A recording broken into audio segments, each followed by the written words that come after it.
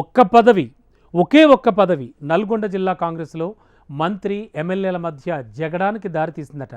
తనకు తెలియకుండా తన నియోజకవర్గానికి చెందిన నేతకు అంతటి కీలక పదవి అలా ఎలా ఇస్తారని మంత్రిపై గుర్రుగా ఉన్నారట సదరు ఎమ్మెల్యే. అయితే జిల్లాకు పెద్ద దిక్కుగా ఉంటూ ఉమ్మడి నల్గొండపై పట్టు సాధించేందుకు పావులు కదుపుతోన్న సదరు అమాత్యుడికి ఇది ఏమాత్రం రుచించడం లేదట.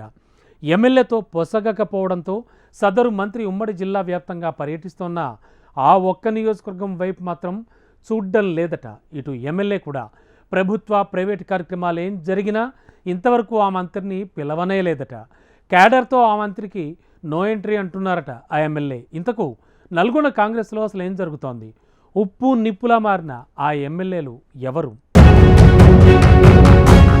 నల్గొండ జిల్లా కాంగ్రెస్కు కంచుకోట, అందున రెడ్డి ప్రాబల్యం ఎక్కువ. గత 2-3 దశాబ్దాలుగా ఆ జిల్లా రాజకీయాలను శాసిస్తున్నారు అక్కడి బడా నేతలు. రాష్ట్ర నాయకత్వంలోనూ వారి మాటే చెల్లుతోంది. జిల్లాపై పట్టు కోసం ఎవరికి వారు తెర వెనుక గ్రూప్ పాలిటిక్స్ నడిపిస్తూనే ఉంటారు. ముఖ్యంగా నల్గొండ జిల్లాలో కోమటిరెడ్డి బ్రదర్స్ హవా కొన్నేళ్లుగా కొనసాగుతూ వస్తోంది. క్యాడర్ లీడర్ చేజారకుండా ఎప్పటికప్పుడు జాగ్రత్త పడుతుంటారు ఆ నేతలు. 2018 అసెంబ్లీ ఎన్నికల్లో నల్గొండ జిల్లాలో కాంగ్రెస్కు కొంత ఎదురుదెబ్బ తగిలిన 2023 నాటికి మళ్లీ పుంజుకుంది. మొన్నటి ఎన్నికల్లో ఉమ్మడి జిల్లా వ్యాప్తంగా ఒకే ఒక కారు పార్టీ ఎమ్మెల్యే గెలవగా మిగతా 11 స్థానాల్ని తన ఖాతాలో వేసుకుంది కాంగ్రెస్ పార్టీ. పార్టీ పరంగా ఆ జిల్లాకు ఉన్న ప్రాధాన్యత పరంగా 2 మంత్రి పదవులు ఇచ్చింది హైకమాండ్. సీనియర్ నేతలు ఉత్తమ్, కోమటిరెడ్డి వెంకటరెడ్డి, రేవంత్ టీంలో చోటు సంపాదించుకున్నారు. అయితే ఇక్కడి వరకు బాగానే ఉన్న ప్రభుత్వం ఏర్పడిన 1.5 ఏళ్లలోనే జిల్లాలోని ముఖ్య నేతల మధ్య చిటపటలు మొదలైనట్టు సమాచారం. మంత్రి కోమటిరెడ్డి, తుంగతుర్తి ఎమ్మెల్యే మధ్య వైరం నడుస్తున్నట్టు పొలిటికల్ సర్కిల్లో చర్చ నడుస్తోంది.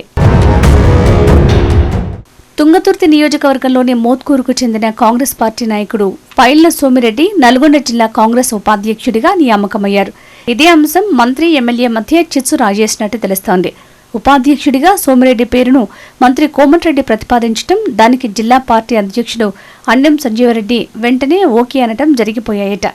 ఇది ఏమాత్రం రుచించని తుంగతుర్తి ఎమ్మెల్యే మందుల సామేల్ మంత్రి దగ్గరకు వెళ్లటం, పార్టీ పదవిలో తన నియోజకవర్గానికి చెందిన నేతకు తనకు సంబంధం లేకుండా మీరెలా చేస్తారని అడిగినట్టు ప్రచారం జరుగుతోంది. ఇలా ఓ పదవి విషయంలో మంత్రి వర్సెస్ ఎమ్మెల్యే అనేలా రాజకీయం జరగటం నియోజకవర్గంలో కలకలం రేపుతోందట. తుంగతుర్తిలో మంత్రి వెంకటరెడ్డి పేరు చెప్తూ తనకు వ్యతిరేకంగా కొంతమంది పనిచేస్తున్నారని ఎమ్మెల్యే సామేల ఆగ్రహానికి కారణమవుతుందట. ప్రధానంగా మోత్కూర్ మున్సిపాలిటీలో 10 కోట్ల రూపాయల భూమి పంచాయతీలో ఎమ్మెల్యే వర్గం ఒకవైపు, మంత్రి కోమటిరెడ్డి వెంకటరెడ్డి వర్గం మరోవైపు చీలిపోయి ఎవరికి వారే లాబియింగ్ చేస్తున్నారట. మోత్కూర్ మున్సిపాలిటీలో ఈ ల్యాండ్ సమస్య కారణంగా గత 5-6 నెలలుగా కాంగ్రెస్లో వర్గపోరు తారాస్థాయికి చేరిందట. దీనికి తోడు ఖరీదైన ల్యాండ్ విషయంలో అవతలి వర్గానికి కీలకంగా మారిన పైళ్ల సోమిరెడ్డికి డీసీసీ ఉపాధ్యక్ష పదవి ఇవ్వడంతో ఎమ్మెల్యే సామేల్కు తీవ్ర ఆగ్రహం తెప్పించిందట. ఇక మోత్కూర్ మున్సిపాలిటీలో ప్రతిపక్ష బీఆర్ఎస్కు చెందిన వారిని ఎమ్మెల్యే సామేల్ కాంగ్రెస్ పార్టీలో జాయిన్ చేసుకున్నారట. మండల పార్టీ కాంగ్రెస్ పార్టీకి తెలియకుండా ఎమ్మెల్యే అలా ఇలా పార్టీలో జాయిన్ చేసుకుంటారని వ్యతిరేక వర్గం ప్రశ్నిస్తోంది. మీడియా సమావేశాలు పెట్టి మరీ ఒకరిపై మరొకరు విమర్శలు గుప్పించుకుంటున్నారట. ఇలా తుంగతుర్తి కాంగ్రెస్లో ఆధిపత్య పోరు మంత్రి కోమటిరెడ్డి వెంకటరెడ్డి వద్దకు చేరిందట.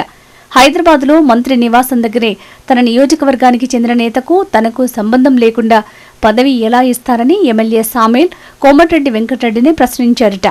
మంత్రి హోదాలో ఉమ్మడి జిల్లా వ్యాప్తంగా పర్యటనలు చేస్తున్న మంత్రి వెంకటరెడ్డి ఎమ్మెల్యే సామేల్తో ఉన్న విభేదాల వల్ల తుంగతుర్తి వైపు చూడటం లేదనే వార్తలు వినిపిస్తున్నాయి. మూసీ నది వల్ల తుంగతుర్తిలో అనేక ఇసుక రీచ్లున్నాయి.